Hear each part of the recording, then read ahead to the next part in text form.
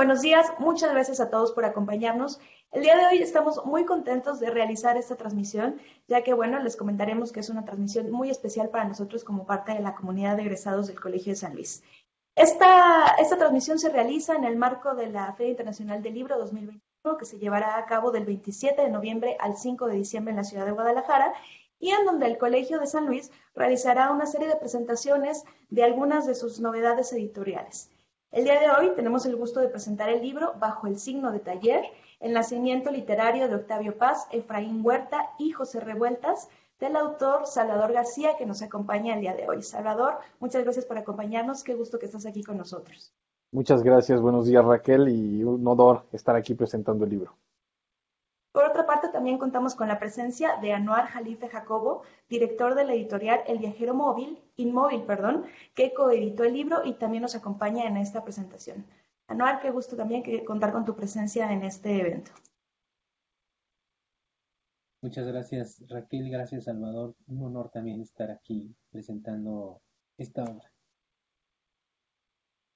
Quisiera mencionar, aparte, que, como bien les decía en la introducción, nos da mucho gusto que estén con nosotros, no solo por la presentación de este libro, sino como comunidad de egresados, nos da mucha alegría saber que están incidiendo en su desarrollo profesional, que está ampliándose como egresados del programa de estudios literarios y que podemos, aparte, compartir, no solo obviamente con las personas del colegio, sino con todos los que nos ven y los que nos escuchan hoy, los resultados de este trabajo tan arduo y de esta colaboración que se realizó y que además pues los dos seguramente nos pueden contar sus experiencias como egresados de aquí del colegio y como egresados en especial del programa de estudios literarios. Entonces nos da mucho gusto recibirles de regreso. No quisiera decir de regreso porque en realidad siento que nunca se han ido al colegio, como siempre decimos, siempre va a ser su casa, pero sí que nos compartan sus experiencias para la comunidad que ya está fuera, pero también para la comunidad que está adentro, que es muy interesante ver cómo se van gestando este tipo de proyectos y llegan a la conclusión, y qué mejor conclusión que esta, que ha sido premiada y con excelentes resultados. Entonces, sin más preámbulo, les cedo la palabra y pues les invito a que tengamos esta conversación y esta presentación. Adelante.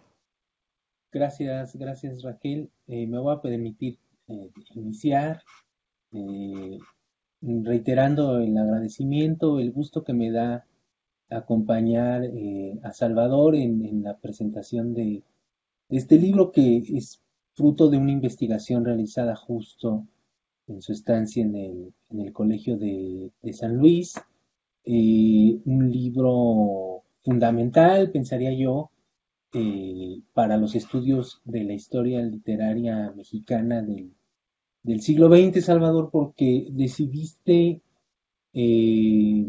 revisitar una generación que muchos pensaríamos que está muy estudiada, una generación donde hay una serie de personajes muy conocidos, algunos de ellos incluso populares, ¿no? Leídos, estudiados, y sin embargo, cuando uno acude a las páginas de tu libro, descubre que buena parte de esas páginas son más bien un diálogo, una revisión de los pocos trabajos críticos que ha habido serios, ¿no?, sobre este grupo, y que más bien pues tu libro es como una guía, ¿no?, para quien quiera acercarse a esta generación, eh, y un acercamiento profundo, ¿no?, a una panorámica grupal que sorprendentemente parece no estar hecha,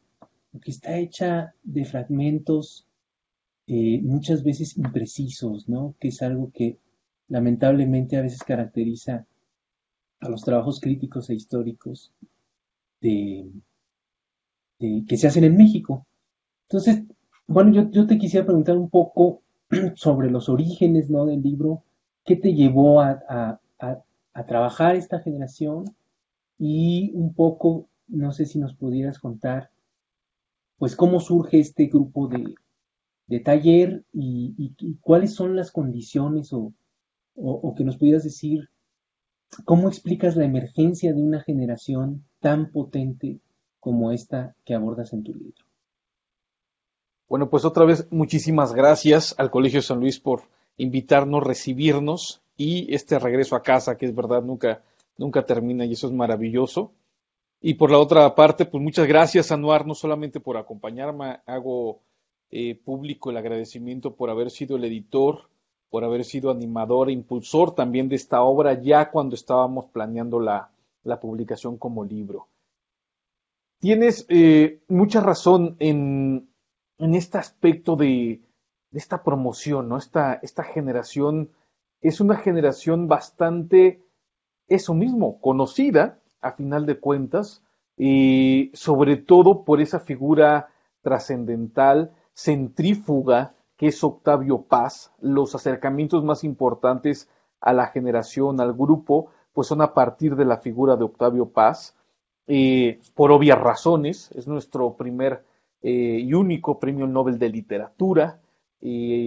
Ahora que está bastante vilipendiada la figura de Paz y hay muchos ataques por diferentes razones, con o sin sustento, ¿no? Podríamos decirlo. Eh, Habría que pensar por qué logra, ¿no? De qué manera logró llegar al premio Nobel. Digo, yo siempre les digo a mis alumnos, algo tuvo que haber dicho, ¿no? Octavio Paz más allá de nuestras fronteras para tener estos reconocimientos. Y el germen de escribir esta, que fue mi tesis de doctorado, me parece que va en dos sentidos.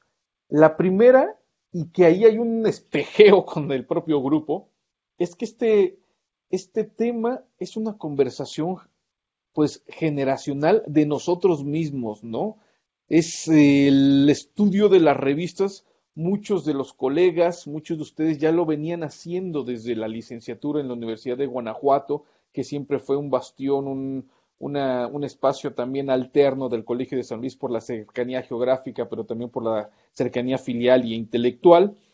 Y posteriormente, esta inquietud que nace en, en el programa de estudios literarios de ver las revistas literarias como una cadena trascendental, como un núcleo trascendental para entender la historia, el desarrollo, la evolución, los cambios, las pugnas, los sitios en donde concuerdan diversos grupos y diversas generaciones y por tanto un hilo, un tema fundamental para comprender qué es este fenómeno literario en México. Ahora, y hay que decirlo, hay otras instituciones a nivel nacional e incluso internacional que están retomando esta visión, pero que nosotros ya traíamos desde 2011, estos diálogos que veníamos estableciendo. Entonces, de alguna otra manera, cada uno va eligiendo el camino y a mí tomo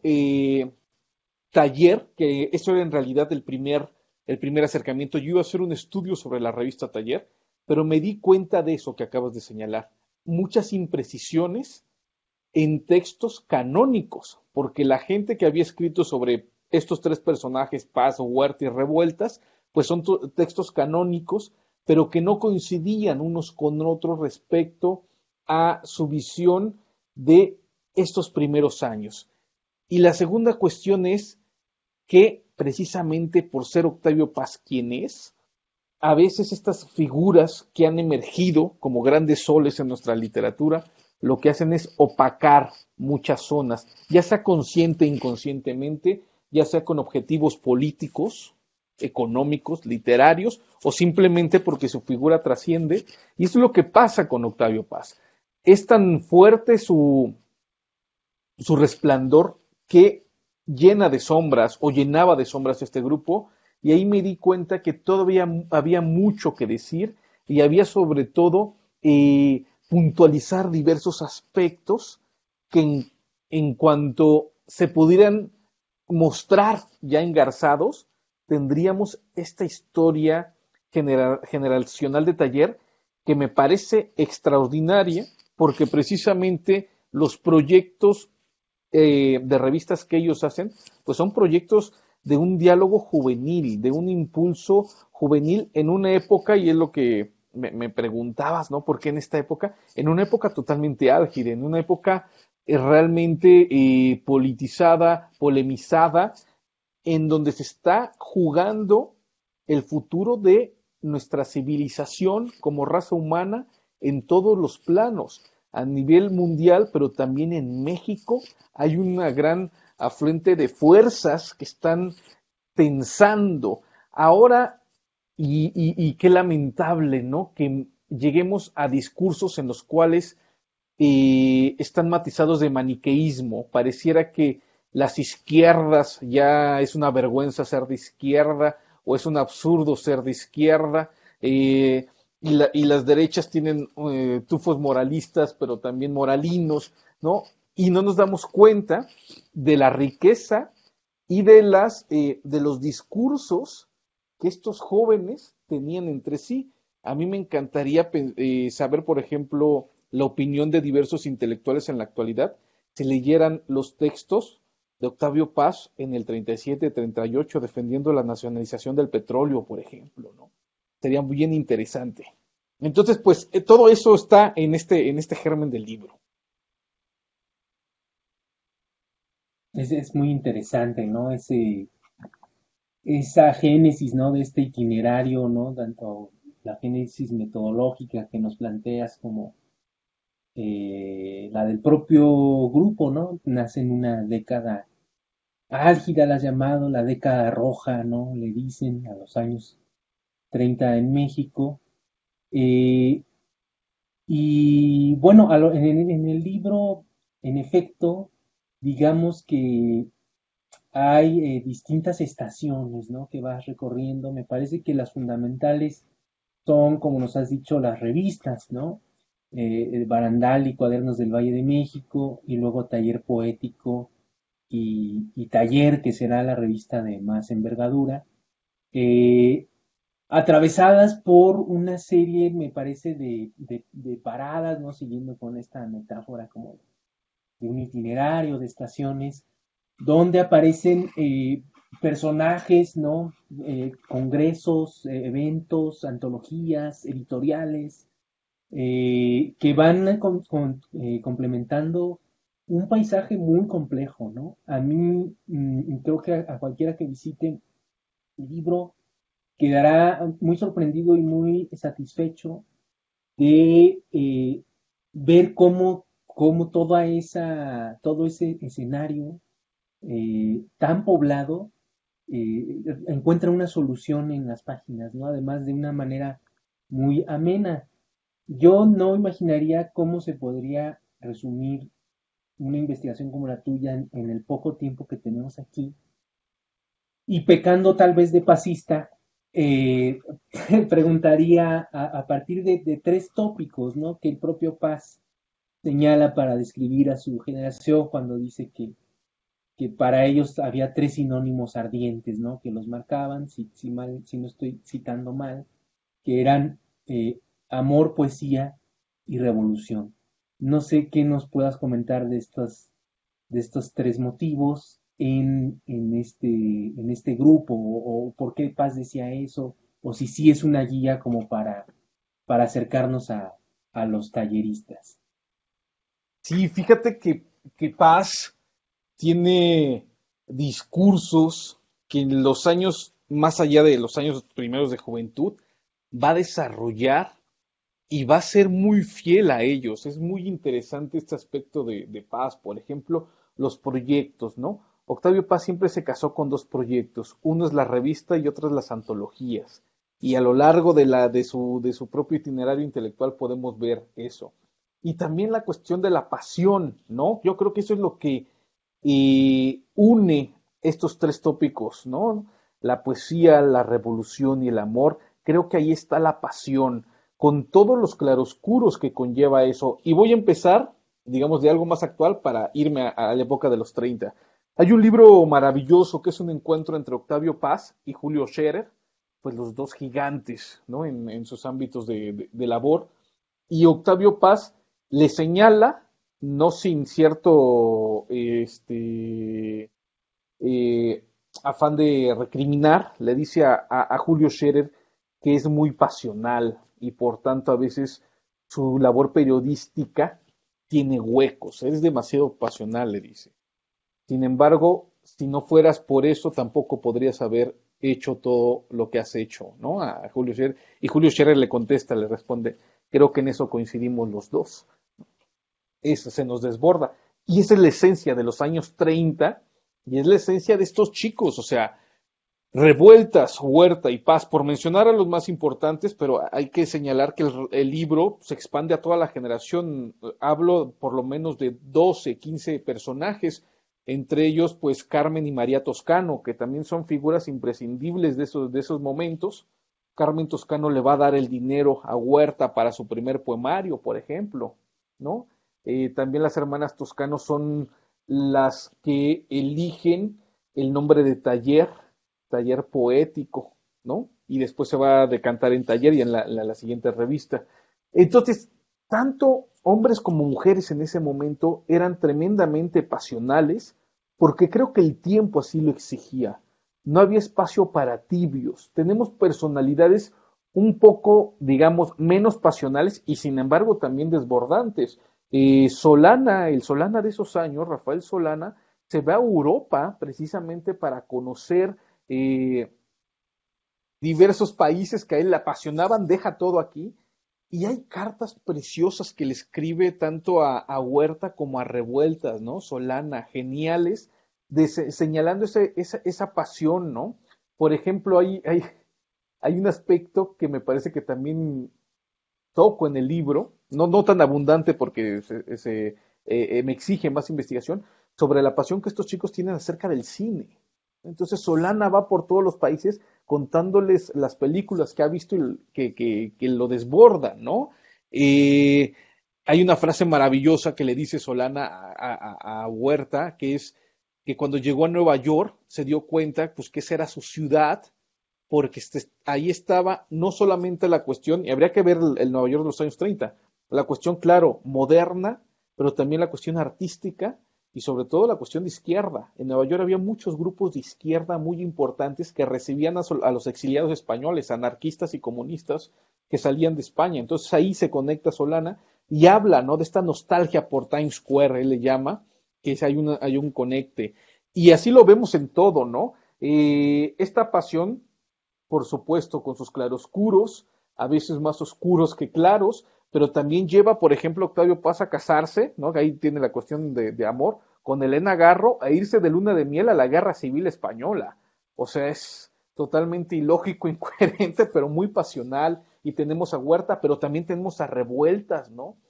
Por esta pasión que él sentía por la ideología, entrando y saliendo de las Islas Marías, yéndose a la Unión Soviética a los encuentros de jóvenes comunistas, ¿no? Pero también aquí, pues, desarrollando labores sociales, luchas sindicales.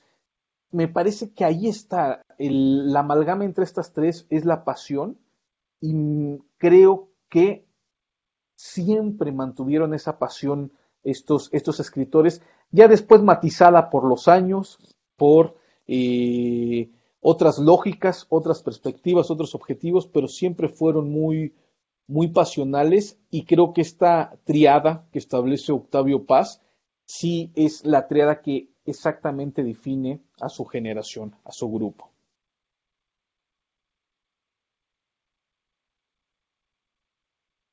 Es muy, muy interesante, ¿no? Que se mantengan esas nociones que quizás, como entiendo que un poco nos lo has insinuado, no solo definen al grupo, sino quizás sean la marca de los tiempos, ¿no?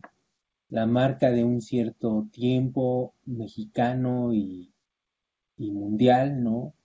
De pues una época, como comenzaste diciendo en la presentación, donde se parece que se está definiendo el destino, ¿no? De la humanidad. Y pues parece que se definió mal, por lo que vemos ahora, ¿no? Eh, una última, bueno, no sé si la última, a ver si nos da tiempo de algo más. Eh, ¿Cuál considerarías tú, pensando justamente en signos de los tiempos, en continuidades de pensamiento, en figuras que son piedra de toque de la cultura, de la literatura, de la intelectualidad en México. ¿Cuál pensarías tú que es la importancia, la vigencia o qué diálogo podemos establecer con esta promoción hoy, casi 100 años después? Creo que está muy actual el pensamiento del grupo Taller en estas fechas. Por una parte, es un grupo de jóvenes que empiezan la preparatoria sus proyectos para todos aquellos chicos, chicas que quieran empezar eh, a visitar la literatura. Me parece que la generación te da muchas claves sobre por qué este grupo de chicos, pues todos fueron figuras trascendentales posteriormente.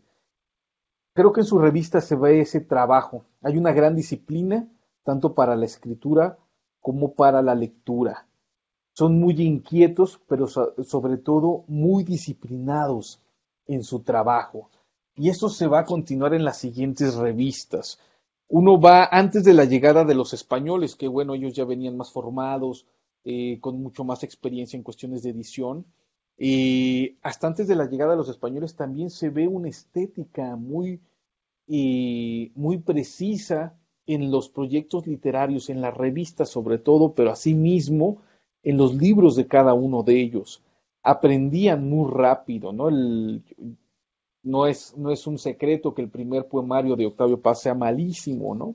O sea, tan malo que él lo ocultó por varios años, no está incluido en sus obras completas, por supuesto, pero creo que él se da cuenta muy rápido de sus defectos y a base de estudio y de disciplina forja su voz literaria que para finales de los 40 ya se ve muy sólida, ¿no? Y ahí está también, pues, Efraín Huerta con los perros, los hombres del alba, que ya es en los años 40, ¿no? Pero lo empieza a forjar desde el 34, desde el 35, y trabajo y trabajo y trabajo y buscar su tono y buscar la métrica y buscar el ritmo necesario para sus poemas. Ahí está por una parte esto que yo recomendaría para los jóvenes, ¿no? O no tan jóvenes, de lo que nos puede enseñar la promoción.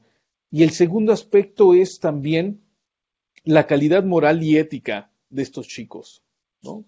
Nunca se dejaron deslumbrar por cuestiones ni económicas ni políticas.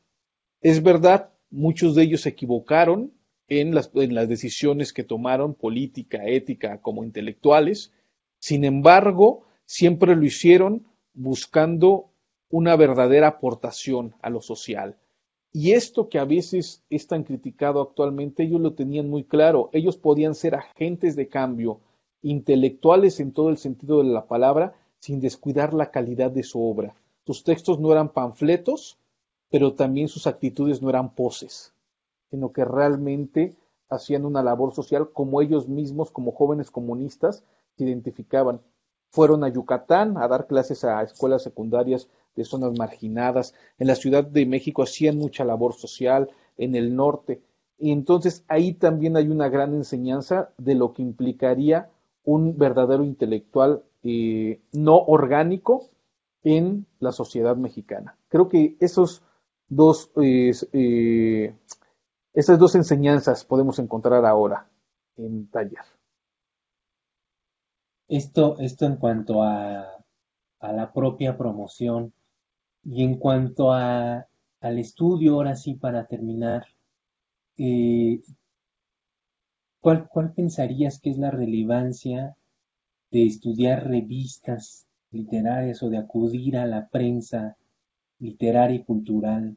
eh, ¿Cuál sería la importancia de esa aproximación para los estudios literarios o para la cultura mexicana? Creo que en la revista está la esencia de la literatura mexicana, por lo menos hasta los años 50, ¿no? Ahí están, las revistas funcionan en dos sentidos, son ventanas que tú puedes ver hacia el interior, que, quiénes están colaborando, quiénes son los grupos, quiénes son los directores, cuáles son los discursos que se están moviendo, cómo están reaccionando, ¿no? Adentro, pero también hacia afuera qué dinámicas hay, ¿no? Desde la publicidad nos está hablando ya las revistas, ¿no? Desde las imprentas, quién imprime qué revistas, cómo están respondiendo a los hechos que están sucediendo en ese momento en el país, en el mundo, y pues como ejemplo así nuclear, está que la literatura moderna mexicana inicia con Renacimiento de Altamirano de 1869. No tenemos una obra fundamental, no tenemos un Quijote en las letras mexicanas, tenemos una revista y a partir de ahí las siguientes promociones hasta los años 50, yo creo, se pueden explicar en revistas más que en obras.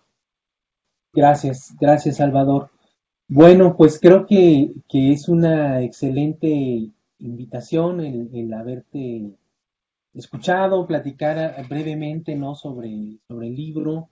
Hay que decir que es un libro, es una novedad editorial, ¿no? Que apareció el año pasado, si mal no recuerdo, bajo el sello del Colegio de San Luis, por supuesto, en coedición con el Viajero Inmóvil, que está disponible a través de la página del Colegio de San Luis y de otras plataformas digitales. Yo lo he visto en Sanborns, en el Sótano, en distintas librerías. Hay que decir también que ganó una mención honorífica del premio Guillermo Rousset Banda, ¿no? Y bueno, pues eso es un reconocimiento a tu investigación, a este trabajo que es muy interesante. Yo creo que es un ejemplo de cómo historiar un periodo, cómo historiar una promoción, eh, y creo que es un ejemplo como de rigor académico, pero también de una buena escritura ensayística, ¿no? Creo que se puede leer como las dos cosas. Es un libro valioso para los especialistas que estén interesados en alguna figura, en alguna cuestión muy particular, pero es también un libro atractivo para quien quiera sumarse a esa aventura intelectual de estos jóvenes en la década de los 30, ¿no? Entonces creo que, bueno, pues jugar esas dos bandas no es fácil y, y lo conseguiste muy bien y bueno, pues creo que no nos queda solamente, o a mí solamente me queda invitar a nuestras escuchas, a nuestros escuchas, a que se acerquen al libro, eh, porque no se van a defraudar, ¿no? Van a encontrar ahí un episodio, una verdadera novela literaria, ¿no? Un episodio muy interesante de nuestra historia. No sé si tú quieras decir algo más, Salvador. Pues nada más agradecerte, Anuar, otra vez por tu labor como editor y también para acompañarme en esta presentación y por tu generosidad y por tus palabras siempre luminosas. Muchísimas gracias y nuevamente muchas gracias al Colegio de San Luis. Muchísimas gracias a ustedes por acompañarnos. Como ya les dije, pues les reiteramos nuestro agradecimiento, que sigan en contacto con nosotros y que nos permitan compartir con toda nuestra comunidad estos logros y estas metas alcanzadas. Y a mí me gustaría, antes de concluir, hacer una pregunta adicional a Salvador. Tengo entendido que este libro es como producto de tu tesis doctoral. Y a mí me gustaría que nos platicaras cómo fue esta conclusión de esta tesis, verla reflejado ya en un libro, ya formalmente a través de un fondo editorial, y además cómo fue para ti esta experiencia de obtener esta mención honorífica tan importante. Pues sí, la experiencia es muy dolorosa. Ya escribir una tesis de doctorado ya de por sí tiene sus lágrimas y sus dolores incluidos, ¿no? Y sus enfermedades también ahí puestas, pero no deja de ser un viaje extraordinario, por lo menos, ¿no? A mí me encanta la investigación, soy un apasionado también, y eso quiero subrayarlo. En el doctorado de literatura hispánica del Colegio de San Luis, tuve mucha fortuna haber encontrado pues a otros cómplices igual de apasionados que yo, entre ellos Anuar y todos los demás compañeros del doctorado, pero también grandes amigos. Ahí en la ciudad de San Luis Potosí es una ciudad también muy generosa en cuanto a su geografía, por tanto se hacen buenas comunidades. Yo realmente este viaje intelectual también fue una experiencia de vida extraordinario. Creo que eso me llevó a proponerme hacer el mejor trabajo que podría hacer y posteriormente ver que ese trabajo se podía convertir en libro, ¿no? Ahí los profesores de estudios literarios, del programa de estudios literarios, pues me impulsaron, también quiero agradecer a ellos, con este, pues mucho ahínco, me impulsaron a llevarlo a libro, que también no es fácil trasladar una tesis de doctorado que es totalmente académico, que sigue reglas, que sigue teorías a un libro para que se pueda leer por un público mayor. Y una vez que estuvo el libro, también con la ayuda de Anuar, con el viajero inmóvil, pues es maravilloso tenerlo en las manos, es una experiencia extraordinaria y es un libro al que yo le tengo mucha fe porque fueron pues años de escritura, años de reflexión. Me fui también con el apoyo del colegio y de CONACYT a hacer estancias de investigación en la Universidad de Texas, en Austin. También está nutrido de estos archivos, de un trabajo archivístico muy, muy serio, o lo quise hacer serio. Y pues eso mismo, cuando lo tuve en mis manos, pensé que podía tener bastante eco. Lo mandé a este concurso que es muy importante en crítica literaria, tanto a nivel nacional como internacional, de la Universidad de Ciudad Juárez. Y obtener la mención honorífica, pues solamente comprueba pues que es una obra valiosa, en donde sí aparece mi nombre ahí en la portada, pero hay muchas personas que jugaron para que primero la tesis de doctorado y posteriormente el libro haya encontrado un buen puerto. Entonces, yo creo mucho en eso, en los diálogos comunitarios, y este libro es un diálogo comunitario en diferentes regiones, ¿no? La academia por el Colegio de San Luis, la fraternidad también con los amigos, y con y el objetivo sería eso, pues responder a esa generosidad de amigos y de instituciones, y pues ahí está el libro. Muchísimas gracias, Salvador. Y bueno, como bien dices, me parece que este libro es muy pertinente para leer estos tiempos y entender justamente eso, que estos diálogos, estas razones pueden ser muy, muy adecuadas para entender los tiempos actuales. Entonces, claramente les recomendamos que busquen el libro. Pueden entrar a la librería del Colsen y ahí lo pueden encontrar, o bien en varios medios que también por ahí anda circulando. Y también los invitamos a seguirnos con esta agenda de más presentaciones en el marco de la Feria Internacional del Libro. Nuevamente les doy las gracias a Noah, Salvador, y los invito a que nos acompañen a más actividades justamente de nuestra comunidad de egresados que estaremos programando pues en tiempos futuros y cercanos. Y les agradezco mucho a ustedes también por habernos acompañado. Mi nombre es Raquel Soto, hasta la próxima.